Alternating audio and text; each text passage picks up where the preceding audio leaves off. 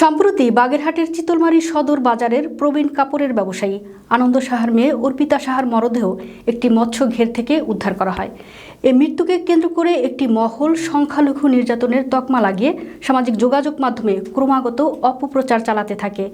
এই অপপ্রচারের কারণে এলাকায় মিশ্র প্রতিক্রিয়ার সৃষ্টি হয়। বিষয়টি জানতে পেরে শনিবার দুপুর 2টায় চিতলমারী উপজেলা বিএনপির নবনির্বাচিত সভাপতি মমিনুল হক টুলু বিশ্বাস মৃত অর্পিতা সাহার পিতা আনন্দ সাহার বাড়িতে ছুটে যান। এ সময় তিনি শোক সন্তপ্ত পরিবারের প্রতি সমবেদনা জ্ঞাপন করেন।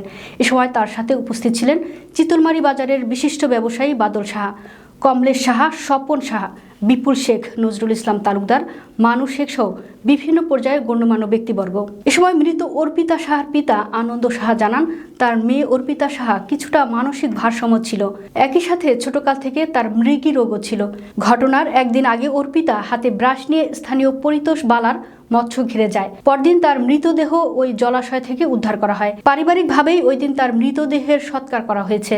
চিতলমারী সদর বাজারের বিশিষ্ট ব্যবসায়ী বাদল সাহা জানান, শান্তিপূর্ণ চিতলমারীর সাম্প্রদায়িক সম্প্রীতি নষ্ট করার জন্য একটি মহল অর্পিতার মৃত্যুকে ভিন্ন খাতে প্রচার করার চেষ্টা চালাচ্ছে।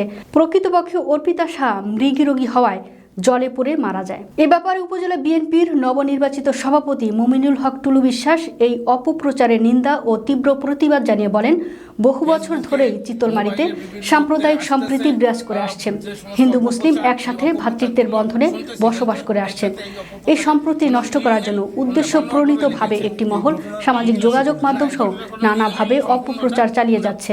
তিনি বাংলাদেশ জাতীয়তাবাদী দল বিএনপি ও সহযোগী সংগঠনের নেতৃবৃন্দকে সাথে নিয়ে এই সম্প্রীতি বজায় রাখার জন্য কাজ করে যাচ্ছেন। আপনারা সাংবাদিকরা সেটা তার বাপের 161 বা তার বাপের এবং তার গার্জিয়ান পক্ষে সাক্ষাৎ নিয়েছেন, একটি সত্য সাক্ষাৎকার দিয়েছে। আমি তাদেরকে ধন্যবাদ দিই সত্যটা বলার জন্য। আর যারা এই মিথ্যাচার লিখেছে মিডিয়াতে, ইলেকট্রিক মিডিয়াতে আওয়ামী লীগ নামে, এই ভিত্তিহীন, এই ভুয়া, এই বিভ্রান্তিকর তথ্য, আমি চিতলমারী উপজেলা বিএনপির সভাপতি হিসেবে আমি এই ভিত্তিহীন ভুয়া মিথ্যা তথ্যকে